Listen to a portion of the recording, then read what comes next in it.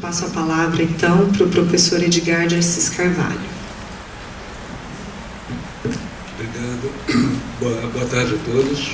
É um prazer estar aqui para debater um tema tão importante e tão mal compreendido pela educação, pela filosofia e pelo Estado, no que diz respeito à transmissão dos saberes culturais. Essa transmissão dos saberes gerados por nós mesmos, essa transmissão é uma constante de todos os tempos e de todos os lugares. Quer dizer, nas sociedades sem Estado, essa transmissão é feita com base na oralidade. O século XVII mudou um pouco essa visão da transmissão dos saberes, porque ele criou a ideia equivocada de que a razão é a única possibilidade que temos para acessar o mundo. Vamos botar um pouco de culpa nas pessoas? Talvez. René Descartes foi quem escreveu o famoso discurso do método, onde ele disse a seguinte frase: eu penso, logo existo. E com isso ele criou uma separação entre o sujeito que pensa, nós todos, e a coisa pensada. O tempo andou muito e o século XVII instaurou a hegemonia da razão, da racionalidade, do racionalismo, da racionalização. Com isso ele criou uma cisão irrecuperável entre a cultura científica e a cultura humanística.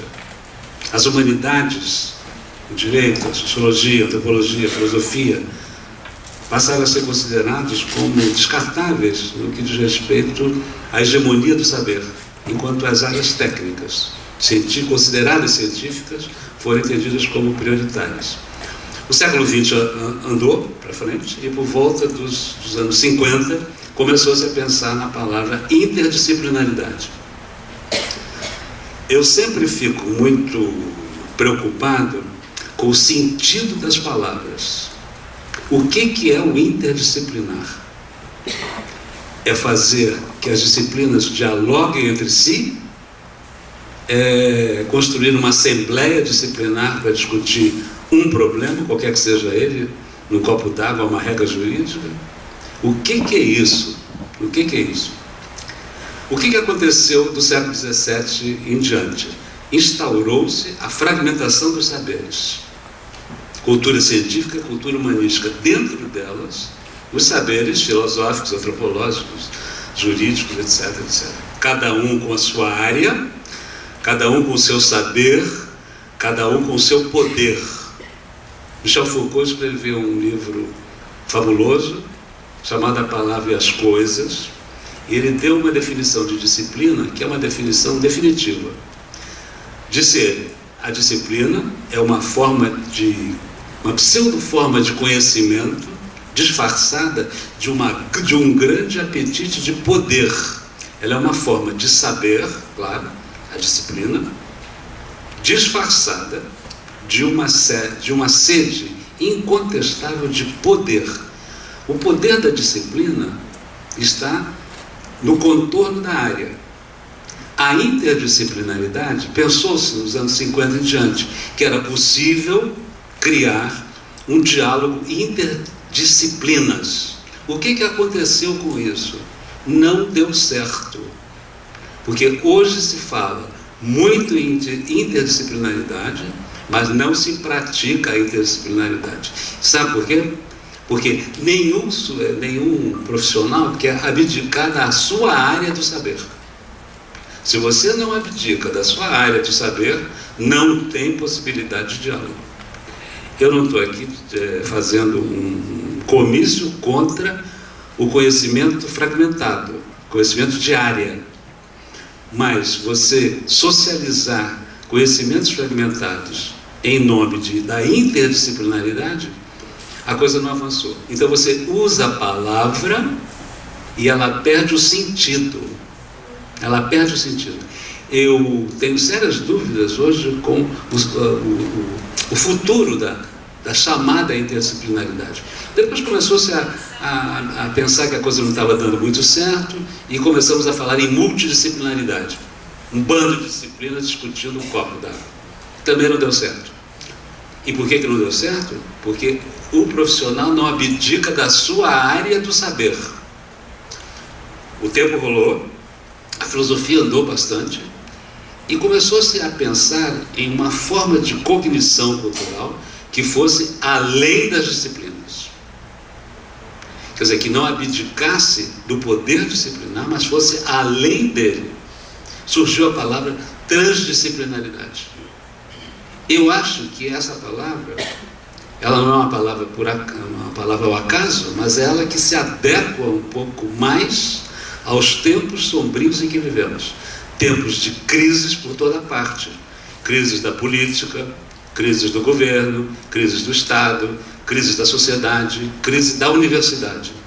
A universidade perdeu a sua força criativa, porque ela ficou submetida a uma visão mercantilista, quantofrênica. Quanto mais coisas você escrever, melhor, porque você é medido, você é comparado, você é qualificado pelos argumentos do Estado, principalmente dos órgãos de financiamento, que são a CAPES e o CNPq, que estão atrasados no tempo e no espaço. Vou contar uma historinha que não é minha, mas que é do Einstein. O Einstein, que foi, como vocês sabem, um grande pensador, e ele era muito irônico. Vocês sabem que o Einstein, nos livros da autobiografia dele, ele diz o seguinte, que um dia ele chegou na escola e o professor chegou para ele e disse assim: Albert, eu acho que você tem que sair dessa escola, porque a sua simples presença na sala de aula me incomoda muito e eu não consigo transmitir o ensino da física para os seus colegas. Ele olhou o professor, virou as costas para ele e nunca mais voltou para a escola e descobriu a teoria da relatividade, fora da escola. Eu ainda acredito, ou melhor, eu não acredito que a sala de aula esteja obsoleta. O que eu acho é que os professores é que estão obsoletos. Porque quando ela me apresentou, inclusive uma retificação do nome do filósofo com o qual eu trabalho bastante, que é o professor Edgar Morin, que trabalhou bastante com a reforma do ensino na França.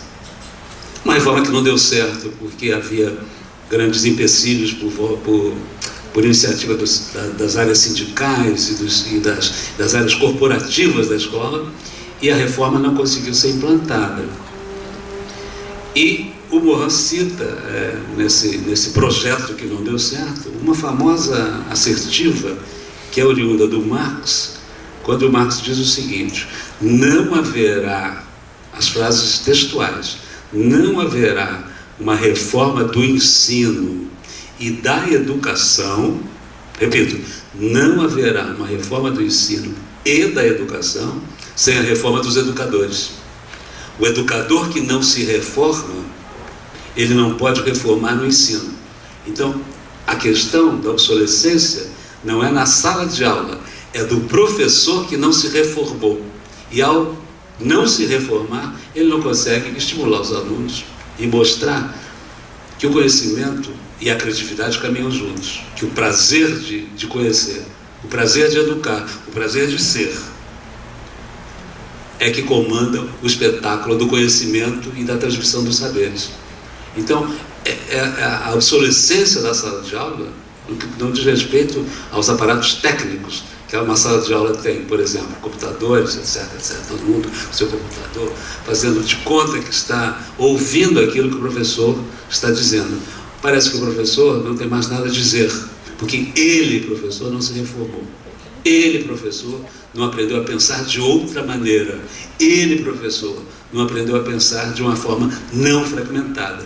Ele, professor, não conseguiu sair do contorno da sua área do saber e pensar, refletir sobre os problemas do mundo. Há um preço alto para esse fato de exercitar a transdisciplinaridade? É claro que existe. Se a disciplina é um contorno sitiado, se você ultrapassa a fronteira disciplinar, os cães de guarda, a polícia científica, metaforicamente falando, está apta a te castrar o saber. Vou citar um exemplo meu. Eu venho da antropologia, historicamente, terminei Ciências Sociais na USP, educado na visão essencialmente disciplinar. O caminho estava pronto. Eu optei pela antropologia, eu sou do Rio de Janeiro, e não vou contar a história da minha vida aqui, mas eu fui criado na visão disciplinar. E foi assim que eu fui levado à antropologia a selecionar, estudar, pesquisar um grupo indígena determinado que mora aqui em Bauru até hoje. Fiz a minha tese, muito bem, obrigado, disciplinarmente. Depois disso, veio o pós-doutorado. E aí, o pós-doutorado ele tem uma característica importante na formação do sujeito. É que ele não tem um orientador mais atrás dele, para dizer, isto aqui está errado, isso aqui está certo. Ele tem, quando muito, um supervisor, que orienta o que ele deve fazer, etc. E tal. Muito bem.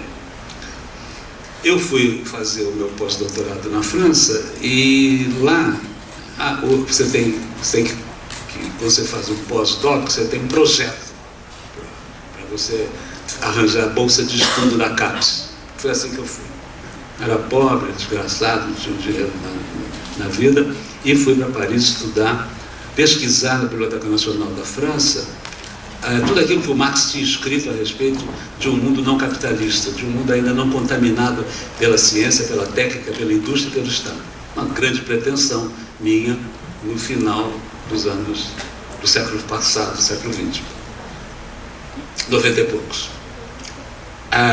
E lá foi que houve a minha primeira revolução paradigmática. Como eu não tinha a ganga do orientador atrás de mim, eu fui andando, pesquisando, olhando coisas que me interessavam e que me saciavam a curiosidade. Foi assim que eu fui me bandeando para a física, a matemática, a psicanálise, a filosofia. E fui aprendendo coisas que durante anos de formação eu não tinha aprendido.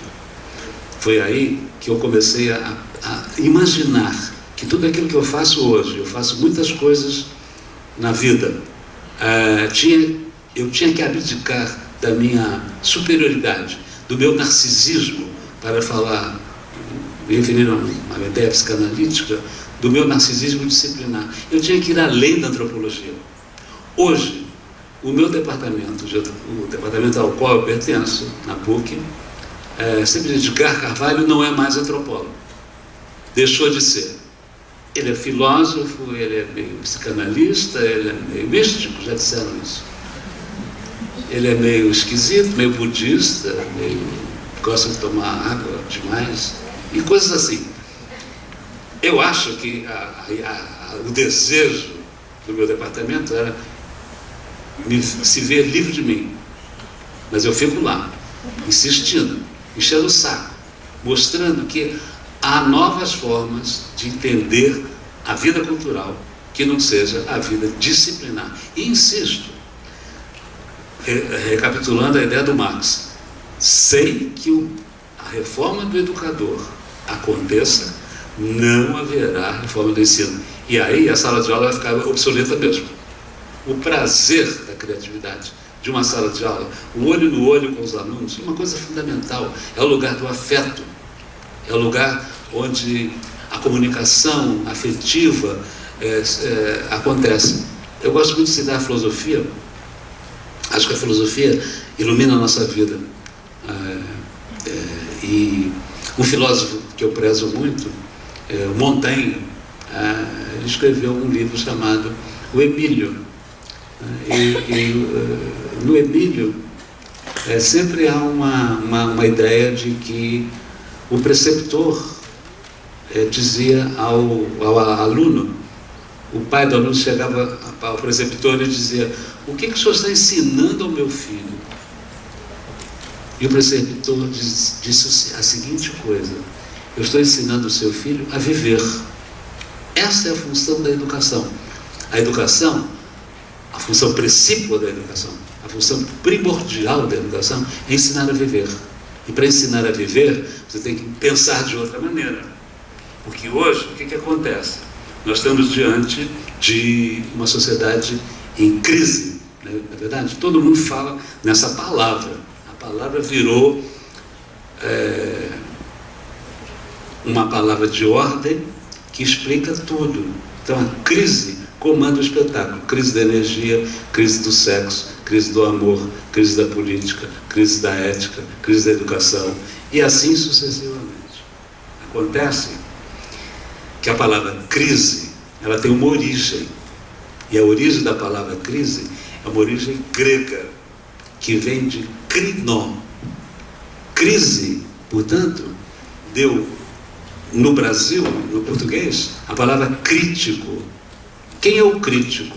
O crítico é aquele que corta, não é verdade? O crítico de arte, que vê um filme e diz: esse filme vocês não devem ver porque é uma porcaria. Corta. É um corte do desejo. A crise, portanto, em grego, ela tem uma outra acepção. A crise é exatamente o momento em que pode, eventualmente, é claro, ocorrer um ponto de mutação que faça com que a sociedade, a cultura, se dirija para outro lugar. Esse é o problema e a função dos conhecimentos. A disciplinaridade, oriunda da visão cartesiana, trabalhou com dois conceitos fundamentais: o conceito de causalidade e o conceito de determinismo. A transdisciplinaridade sepulta esses conceitos. Não se pode pensar mais no mundo líquido, a visão, a expressão do mundo líquido que escorre pelas nossas mãos. É do filósofo polonês que vocês devem conhecer, que é o Zygmunt Bauman, que faleceu recentemente.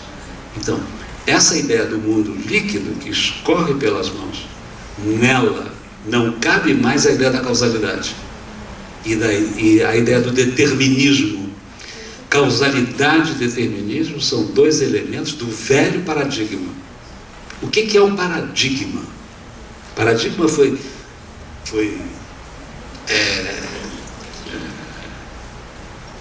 criado, definido de várias maneiras, mas de uma maneira muito geral a gente pode dizer o seguinte: um paradigma é uma forma de conhecimento que tem regras, dispositivos, limites, funções. E por isso, o paradigma é uma coisa dura demais. Thomas Kuhn, um outro filósofo, começou a dizer que as ciências paradigmáticas, aí tem mais, o paradigma goza de consensualidade. Paradigma tem que ser consensual, senão ele não é mais paradigma. Por isso Thomas Kuhn começou a dizer o seguinte, que há ciências paradigmáticas e ciências não paradigmáticas, ou pré-paradigmáticas, como ele chamava. As paradigmáticas eram a química, a filosofia, a física, a matemática, a biociência. As pré-paradigmáticas éramos nós, das humanidades, o direito, a psicanálise, a antropologia, a sociologia, a ciência política e etc.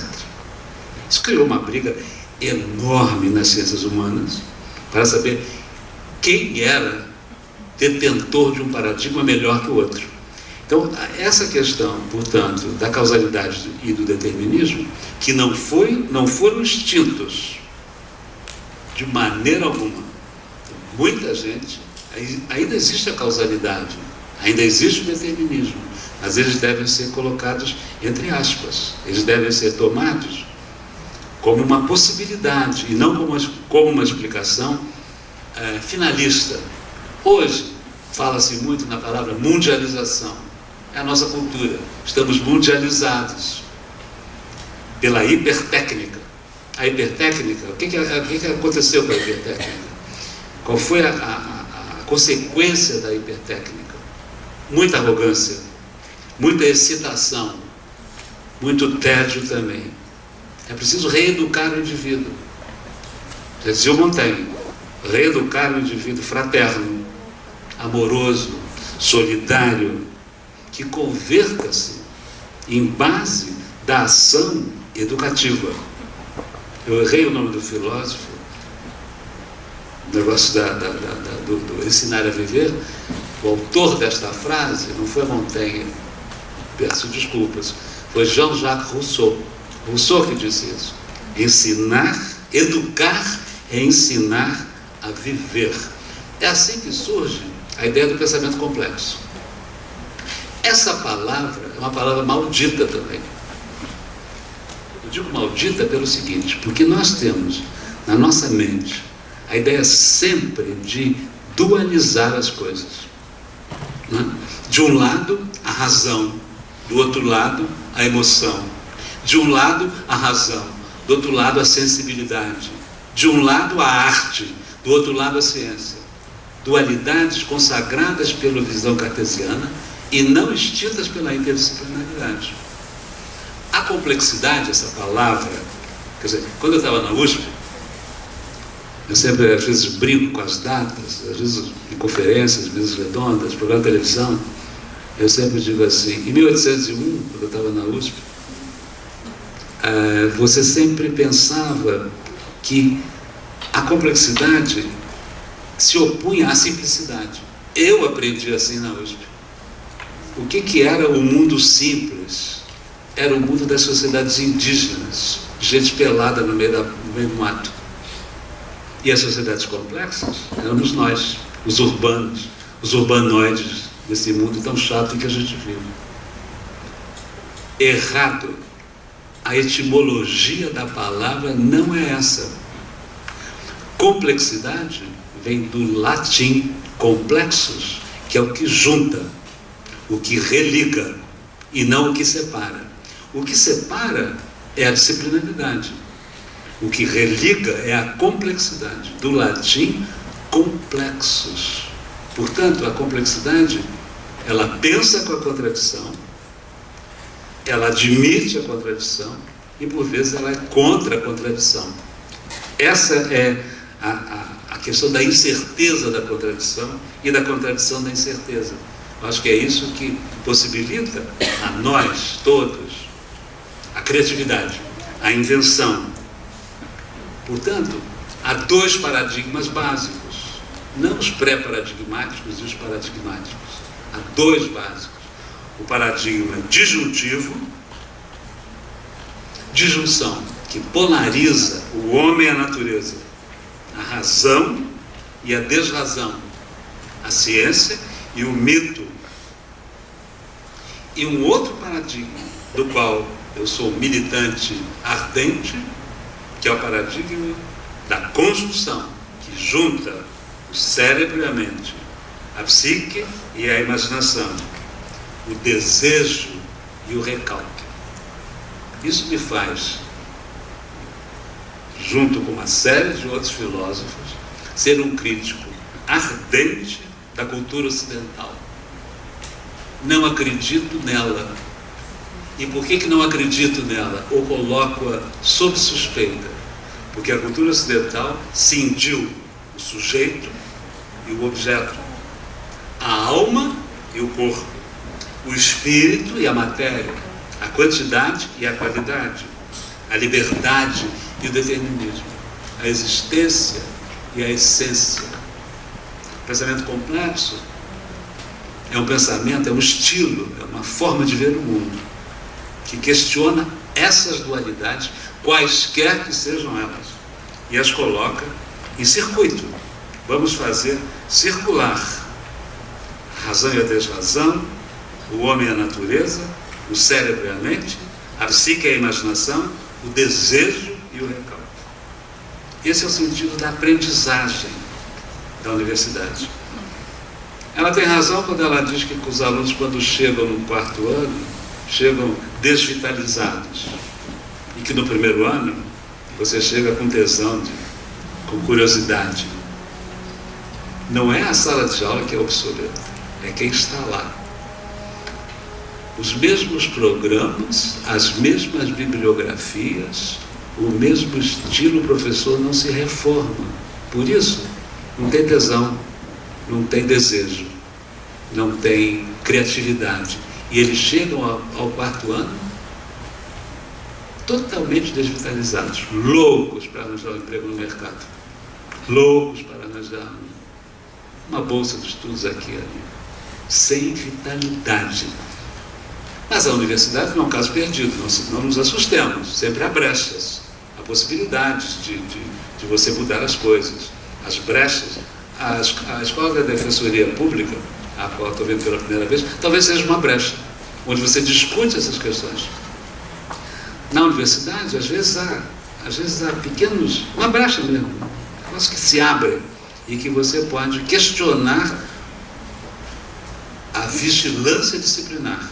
Eu acho que isso é uma coisa importante, e essas escolas, elas têm um papel muito importante neste século XXI. Tenho 10 minutos, cujo planeta, sabe quantos bilhões nós somos em cima da Terra? Quase 8 bilhões, são 7 bilhões e 400 e tanto, 500, e nós vivemos sem garantias futuras de usufruir as águas e as terras, a não ser que uma política de preservacionista e sustentável circunde as tecnologias sociais. É uma ideia de esperança? Talvez seja. Há uma visão que a ciência, ela não se esgota nela. Os grandes cientistas foram, todos eles, sem exceção, transdisciplinares. Cito um apenas, que é a minha área de preferência, a minha área de formação, que é Freud. Freud, em 1930, escreveu um livro, um pequeno ensaio. Leiam, comprem assim, tem edição de bolso, tem e-book se quiserem, se quiserem se deliciar com as tecnologias, tem edição de luxo também, se quiserem, podem ler em francês, se deliciar com outra língua. Em 1930, Freud escreveu um livro chamado O Mal-Estar na Civilização. Freud morreu em 1939 e ele não teve tempo de qualificar, não teve tempo de diagnosticar melhor. Mas se vocês comprarem esse livro, que devia ser bibliografia obrigatória em todos os cursos, química, filosofia, direito, economia, tudo, vocês vão ver uma frase do Freud. Nós estávamos na entrada da Segunda Guerra Mundial, que começaria em 1939, ano do falecimento de Freud. Ele, no Mal-Estar, ele diz o seguinte: toda vez que a sociedade, ele sentia no ar que o nazismo estava ali botando as suas caras na Europa. E ele disse uma frase no Mal-Estar que nunca me sai da mente. Disse o Freud: toda vez que os homens entram em guerras uns com os outros e intolerâncias uns com os outros, é um pecado que eles cometem contra a humanidade inteira. Esse é o sentido do Mal-Estar, diagnosticado em 1930. Tomemos a roda do tempo e cheguemos a 2017. Hoje, uma palavra que é vilipendiada é a palavra ética. Todo mundo fala de ética, ninguém sabe direito o que é ética. Tem comissão de ética no Senado, tem comissão de ética na Câmara, não é verdade? Tem comitê de ética na universidade, do qual eu fui coordenador durante anos. O que é ética? Não adianta. A gente tem que ir à filosofia, temos que voltar a Kant. E Kant sempre disse a seguinte questão: a ética nada mais é, qual é a regra de ouro da ética? Não faça ao outro, se vocês comprarem edição de bolso, e-book, livro de luxo, edição de paperback, o que vocês quiserem, está escrito lá. Regra número 1 da ética: não faça ao outro aquilo que você não quer que seja feito para você mesmo. Edgar Morin tem uma obra gigantesca. Eu tenho o grande prazer de trabalhar com ele na França e, às vezes, que ele vem ao Brasil, estamos sempre juntos, sou tradutor da obra dele, e ele tem um livro que se chama Ética, que faz parte de um grande projeto, que não vem ao caso detalhar aqui. E o Morin diz uma coisa importante, ele pega a pista do Kant: não faça ao outro aquilo que você não quer que seja feito para você. Então o que ele diz ali? Já sei que agora 10 deve ter 4. Ele diz o seguinte: a ética pode ser ancorada num tripé: a autoética, a ética de si; a socioética, a ética da sociedade; a antropoética, a ética da espécie. Nessa tríade, autoética, socioética, antropoética, a regra do Kant é extremamente válida. Na autoética, não faça ao outro aquilo que você não quer que seja feito para você. A socioética, não faça a outra sociedade aquilo que você não quer que seja feito para a sua sociedade. A antropoética, a ética da espécie, não faça às outras espécies, claro, as espécies animais, aquilo que você não quer que seja feito para a sua espécie. Diz Edgar Morin, essa é a virtude da ética. Esse é o pecado da ética. Esse é o desafio da ética que nós temos que botar em cena. Grandes filósofos trabalharam com a ética. Aristóteles, por exemplo, Spinoza, Kant. Eu sempre digo que os deputados deviam ter livros 2 minutos, livros de ética nos seus escritórios, para de vez em quando folhear um pouquinho Kant, para ver se não faziam aquilo que eles fazem lá, que é contra nós todos, e contra eles também, não é verdade? Então, eu acho que a interdisciplinaridade está com os dias contados. Não deu certo, não deu certo. Eu acho que ele tem que mudar o registro e ser transdisciplinar, ir além da disciplina e procurar fechos de inter-relação, de interpretação, de colaboração, de interface com outras áreas do saber. Abdicar um pouco da sua. Não, isso não quer dizer que você abdique da sua especialidade. Você continua sendo um puta antropólogo, desculpe a expressão, que sabe a história da disciplina, os problemas todos que ela tem, mas você não se contenta com isso. Você vai além disso.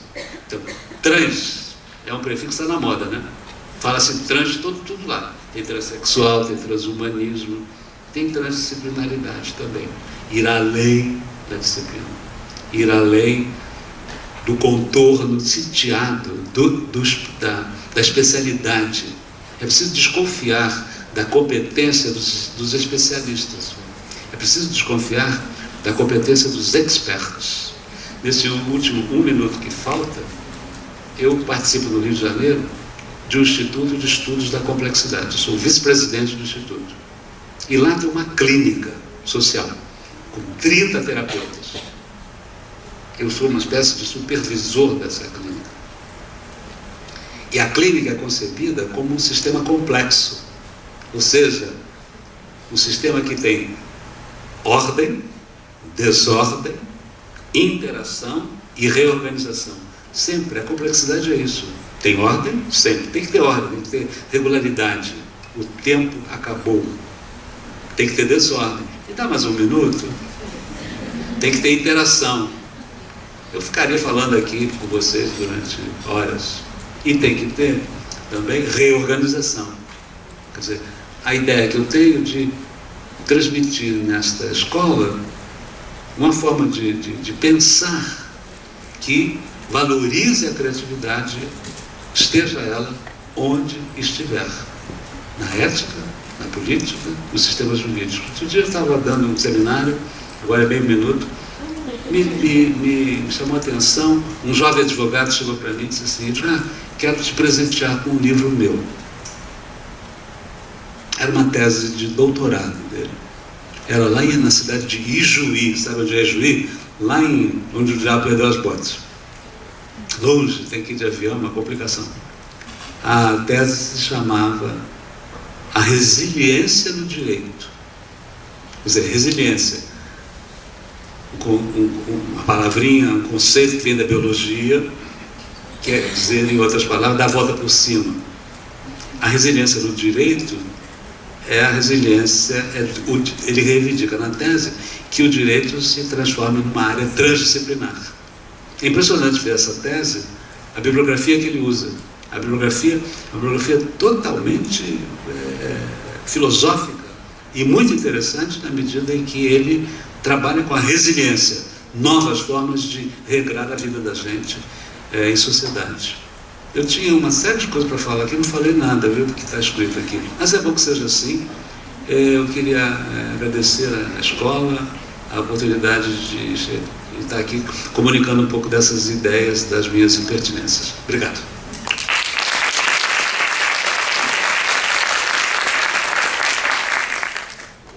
Bom, sempre muito gratificante ouvir esses dois parceiros aqui na mesa. Acho que Maria Cecília, guardem esse nome ainda. Desde a primeira vez que a gente te ouviu lá, a gente falou, nossa, que pessoa especial e o quanto você tem a contribuir com o direito, né? E principalmente ensinando os estudantes e as estudantes. Professor Edgar, a gente vê o quanto não sabe de interdisciplinaridade, já me deu um desespero, né? Olha, isso não deu certo, mas aí vem o respiro, né, da transdisciplinaridade. Eu acho que no CAN, a gente tenta, o CAN é o Centro de Atendimento Multidisciplinar da Defensoria, a gente tenta transitar e ter atuações, acho que não dá para ser sempre transdisciplinar, ainda mais no sistema de justiça, nessa sociedade em que a gente é castrado o tempo todo, né? As tentativas aí de ser, ao menos interdisciplinar, sempre tem um corte. Mas eu acho que a gente vem fazendo a resistência e a tentativa de buscar esse caminho transdisciplinar, né? Em que você não se reconhece muito, mas será que eu estou invadindo a área do outro? Será que eu estou inventando um novo saber? E a gente vê o quanto isso é rico. Hoje, na fala do Defensor Público do Mato Grosso, pela manhã, muito interessante, quando a gente o conheceu lá em Cuiabá, a gente falou, nossa, mas esse cara, ele é psicanalista? Ele é... O que ele é? E ele também tinha um registro ali, falava do direito, e na fala dele, eu acho que deu para perceber isso, né? Você não sabe de que fonte a pessoa bebe, e é muito rico poder ouvir pessoas, né, e profissionais e professores que têm essa vivência, esse horizonte. Então, agradeço mais uma vez, eu vou...